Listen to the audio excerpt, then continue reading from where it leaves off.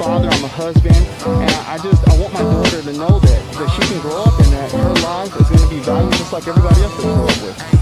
We gotta work harder, smarter, harder. We gotta work harder, smarter, harder. Do this for the mamas, fathers, daughters, and the sons. And Sadie Springs, a black man has never won. When it's all said and done, Carter gon' get it done. He might be running from man, but he ain't never run from the problems in the world we tryna overcome. They raising the taxes for lower tax brackets. How that makes sense, man? Y'all, y'all, y'all. I get excited every time I hear that thing. You know why? Because I ain't never had anybody make a song for me.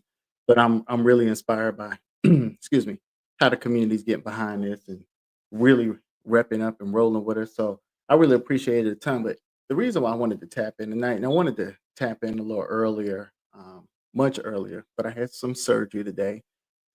Still a little kind of coming off the meds and stuff that they gave me, but I'm sore, but my mouth still works. So I want to talk about the things that have been happening um, that I hadn't really gotten a chance to weigh in on, right? Because when I bring up some of this stuff, folks are like, "Ah, you being radical. Why you doing this? Why you doing that? Yada yada yada yada yada." And I sit back and I hear this stuff, and I'm like, radical, radical for caring about humanity. You know, it it's interesting to say, but we're just gonna roll into this, right?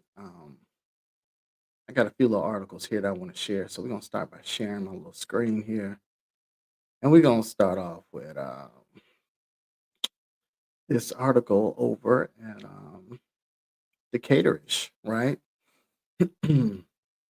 And it's the city of Sandy Springs suffers setback in lawsuit filed by Decatorish.com owner, right? This right here, y'all.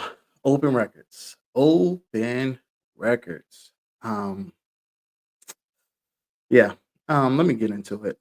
So Decatur, and I'm going to read it to y'all. The Georgia Court of Appeals ruled March 13th that a lower court decision favoring the city of Sandy Springs in open records lawsuit was premature. The ruling is a setback for Sandy Springs and its practices of tailoring police reports released to the public to include nothing but the barest of data. Now, anybody that has an idea about police reports and everything, the reason why this is such a big deal is because um, Appen Media that owns Decatorish was investigating or looking into some of the Sandy Springs police reports. Now, if it's a case that'll bring the city notoriety, they'll give everything to the media, right? If it's something that they know will bring attention. But if it's something that may include some wrongdoing, they drag their feet a long time, apparently. So it goes on to say, responding to the ruling, Sandy Springs Mayor Rusty Paul said the appellate court's procedural determination does not affect the substantive part of the trial court decision. Council will discuss this matter and proceed in a manner that ensures public access to vital information while protecting the integrity of the investigative process. Now, again, you'll never hear anything about this integrity of the investigative process when it's what they deem a hot case, right? When it's something they want covered, they'll find a way to get it to them. So Appen Media, which purchased Decatorish.com this year, brought suit against the city in May of 2024, claiming it is violating the Open Records Act by denying the newspaper access to initial police officers' narratives that are routinely filed during early stages of investigations. After a Fulton County judge ruled in favor of the city last December, Appen appealed the decision to the higher state courts. In its ruling, the Court of Appeals determined the trial court's grant of summary judgment was premature. Genuine issues of material fact remain based on this record, and thus the trial court erred by granting summary judgment to the city. The Georgia Open Records Act maintains that all public records are open for public inspection, but it does allow exceptions. The law provides some latitude for withholding materials surrounding ongoing police investigations. However, initial police crime and incident reports are required to be made available to the public. Facts. For over a year, the paper has pushed Sandy Springs for more details about calls its police officers have been dispatched to investigate. In most cases, the agency has returned the request with one sentence narrative stating when and where police were dispatched to, and usually for what reason. Unlike incident reports provided by police agencies in surrounding jurisdictions, the Sandy Springs reports lack details on the nature of the crime, an accounting of property damage, injuries associated with the crime, whether any arrests were made, and whether any suspects have been identified. Sandy Springs admits that officers responding to incidents generally write more detailed reports in a second document, often written the same day. The city claims in its legal defense that this second report is not part of the initial incident report and therefore doesn't have to be disclosed. Y'all, that's just one, right? So I'm gonna get over to this other one, right? So now you have the first one about police reports and the public needing to see those, right? That was filed by Appen Media.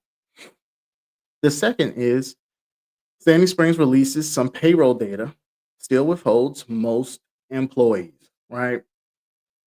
Hmm, hmm, hmm, hmm.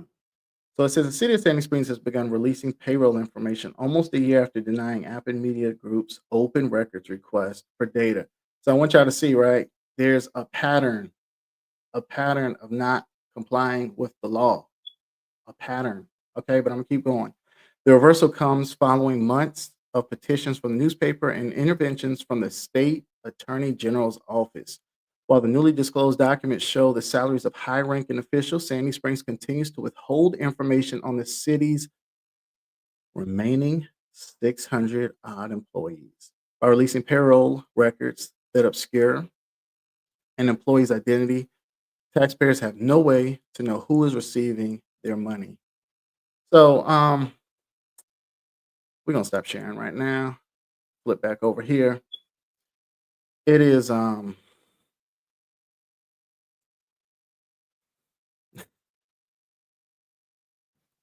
y'all, open records request, right? We're talking about transparency, we're talking about accountability, we're talking about taxpayer money. That's what this thing comes down to, three things, right? And what's crazy is I got some more documents. Y'all know I gotta come over here, right? With these, gotta come with the cheese, because that's what I do. Um it's again, see, when I start talking about these things and accountability, folks say I'm being radical and I want something. And we looked at the Constitution the other night where it says, right, in order to form a more perfect union, we establish justice, right? Justice, justice, justice. And that's what this thing all comes down to. It's justice, right? Justice, justice, justice. So Appen Media just laid out how for the last year, right, they've been they filed a lawsuit, they've been going to court hearings over getting access to this information. What you get to know is that includes what? It includes legal fees, I'm talking about for the city, right? And a majority of these legal fees aren't even made available. You got to file an open records request for those legal fees. And, we obviously see how these open records are going, right? But, y'all, in the last not even 10 years, right? There was an eminent domain lawsuit back in 2019, settled for $862,000. The Church of Scientology lawsuit back in 2012, the settlement was undisclosed. Um, I mean, City Springs construction dispute with Holder, $1.8 million settlement. The Brandon Mills sidewalk dispute, 550,000. The legal fight over the payroll, which we just talked about. I mean, we're talking about thousands, right? So, of the numbers that are made available, city settled these cases for over $3.2 million. And that's not including legal fees. Because again, we got to file an open records request to get those, which we already know how the open records requests are going. Um, I don't, I don't know if this is incompetence or disregard for public trust, right? What I know is there's a habit of this going on. What I know is 45 people resigned from City Hall in 9 months. I don't know how many CEOs still maintain their job having 45 people resign in 9 months, and that's while paying them um, pretty significant settlements as they're leaving, right? So we got to be honest about the type of city that we're building, right? We're building a city where people have to trust the government. They have to know that we're not going to be getting caught up in these frivolous lawsuits. People have to know that. People have to know that the taxpayer money is going where it's best needed. Because listen, y'all, we got a lot coming our way. We're seeing the cuts to education. Again, I told y'all last week, we have 6 schools in Sandy Springs that rely on Title I money. 6. Not one, not two, not three, not four, not five, but 6. 6. 6. That's important again, right?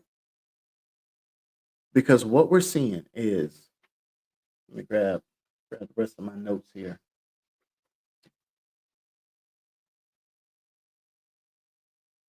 We're seeing a complete disregard for the law. And that's a problem. That's a problem. Because if they can't have regard for the law on this side, right? On the equitable side and the court side, where does that leave citizens that have legitimate cases? And we got businesses here that have legitimate cases, which is why you're seeing so many settlements, right? Whether the city was completely at fault or whether the businesses shared some, I mean, that's neither here nor there. The reality is they're settling these cases with taxpayer money. And so when we talk about failure of leadership, we got to look at these things. When we talk about accountability, we have to look at these things.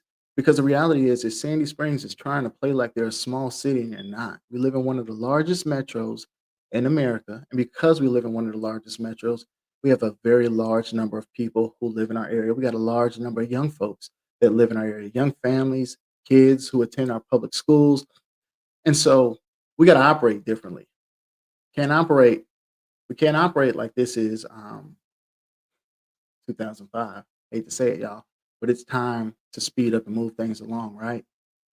We saw that in the last election where um, uh, we had this city's highest voter turnout, and we're gonna see an even higher turnout this year. That's guaranteed, right?